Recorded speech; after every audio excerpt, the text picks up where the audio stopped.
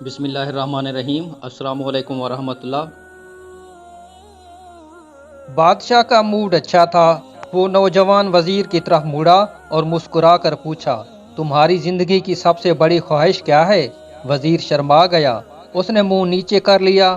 بادشاہ نے کہا لگایا اور بولا، تم گھبراؤ مت، بس اپنی زندگی کی سب سے بڑی خواہش بتاؤ۔ وزیر گھٹنوں پر جھکا اور عاجزی سے بولا، حضور، آپ دنیا کی خوبصورت ترین سلطنت کے مالک ہیں۔ میں جب بھی یہ سلطنت دیکھتا ہوں تو میرے دل میں یہ خواہش پیدا ہوتی ہے، اگر اس کا 10واں حصہ میرا ہوتا تو میں دنیا کا خوش نصیب ترین شخص ہوتا۔ وزیر خاموش ہو گیا۔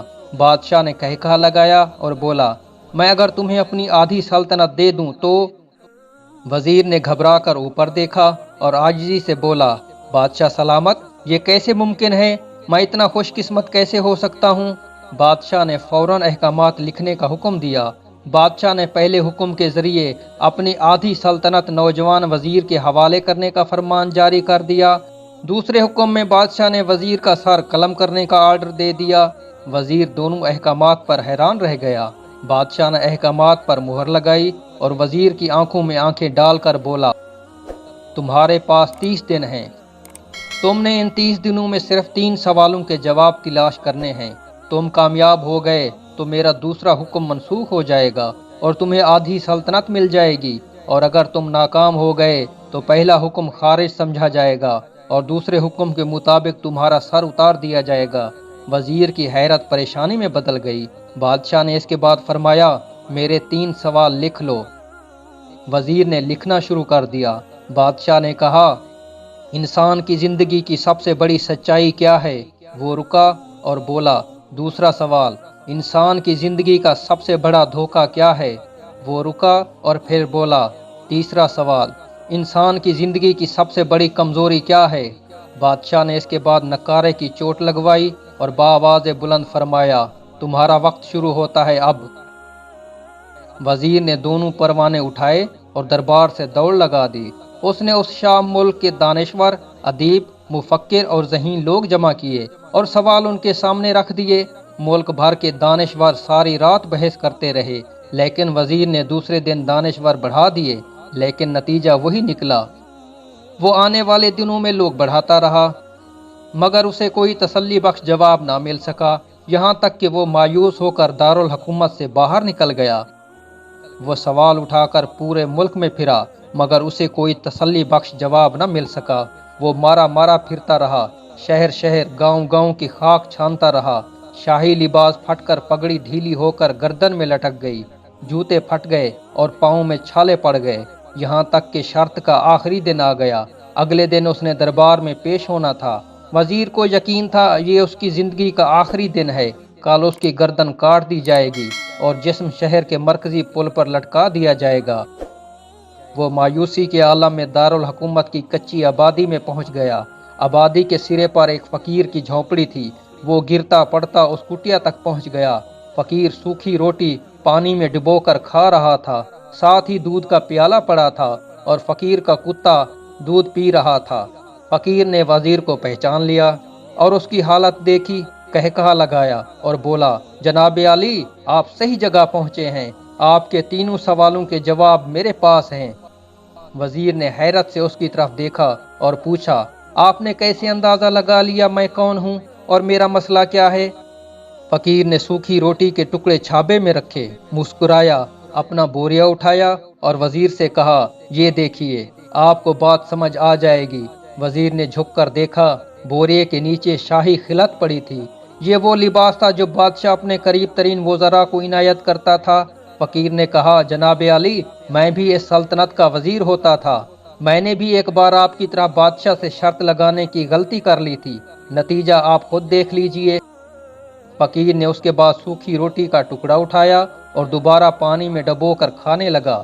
وزیر نے دکھی دل سے پوچھا، کیا آپ بھی جواب تلاش نہیں کر سکے تھے؟ فقیر نے کہا لگایا اور جواب دیا، میرا کیس آپ سے مختلف تھا، میں نے جواب ڈھونڈ لیے تھے۔ میں نے بادشاہ کو جواب بتائے، آدھی سلطنت کا پروانہ پھاڑا، بادشاہ کو سلام کیا اور اس کٹیا میں آ کر بیٹھ گیا۔ میں اور میرا کتا دونوں مطمئن زندگی گزار رہے ہیں۔ وزیر کی حیرت بڑھ گئی، لیکن یہ سابق وزیر کی حماقت کے تجزیے کا وقت نہیں تھا، جواب معلوم کرنے کی گھڑی تھی۔ چنانچہ فریادی بن گیا اور اس نے فقیر سے پوچھا، کیا آپ مجھے سوالوں کے جواب دے سکتے ہیں؟ فقیر نے ہاں میں گردن ہلا کر جواب دیا، میں پہلے 2 سوالوں کا جواب مفت دوں گا، لیکن تیسرے جواب کے لیے تمہیں قیمت ادا کرنی ہوگی۔ وزیر کے پاس شرط ماننے کے سوا کوئی آپشن نہیں تھا، اس نے فوراً ہاں میں گردن ہلا دی۔ فقیر بولا، دنیا کی سب سے بڑی سچائی موت ہے۔ انسان کوئی بھی ہو، کچھ بھی ہو، وہ سچائی سے نہیں بچ سکتا۔ وہ رکا اور پھر بولا، انسان کی زندگی کا سب سے بڑا دھوکہ زندگی ہے۔ ہم میں سے ہر شخص زندگی کو دائمی سمجھ کر اس کے دھوکے میں آ جاتا ہے۔ فقیر کے دونوں جواب ناقابل تردید تھے۔ وزیر سرشار ہو گیا۔ اس نے اب تیسرے جواب کے لیے فقیر سے شرط پوچھی۔ فقیر نے کہا لگایا، کتے کے سامنے سے دودھ کا پیالہ اٹھایا، وزیر کے ہاتھ میں دیا اور کہا، میں آپ کو تیسرے سوال کا جواب اس وقت تک نہیں دوں گا جب تک آپ یہ دودھ نہیں پیتے۔ وزیر کے ماتھے پر پسینہ آ گیا۔ اس نے نفرت سے پیالہ زمین پر رکھ دیا۔ وہ کسی قیمت پر کتے کا جھوٹا دودھ نہیں پینا چاہتا تھا۔ فقیر نے کندھے اچکائے اور کہا، تمہارے پاس اب 2 راستے ہیں، تم انکار کر دو اور شاہی جلاد کل تمہارا سر اتار دے، یا پھر تم یہ دودھ پی جاؤ اور تمہاری جان بھی بچ جائے اور تم آدھی سلطنت کے مالک بھی بن جاؤ۔ فیصلہ بہرحال تم نے کرنا ہے۔ وزیر پریشان ہو گیا۔ ایک طرف زندگی اور آدھی سلطنت تھی اور دوسری طرف کتے کا جھوٹا دودھ تھا۔ وہ سوچتا رہا یہاں تک کہ جان اور مال جیت گیا۔ وزیر نے پیالہ اٹھایا اور ایک ہی سانس میں دودھ پی گیا۔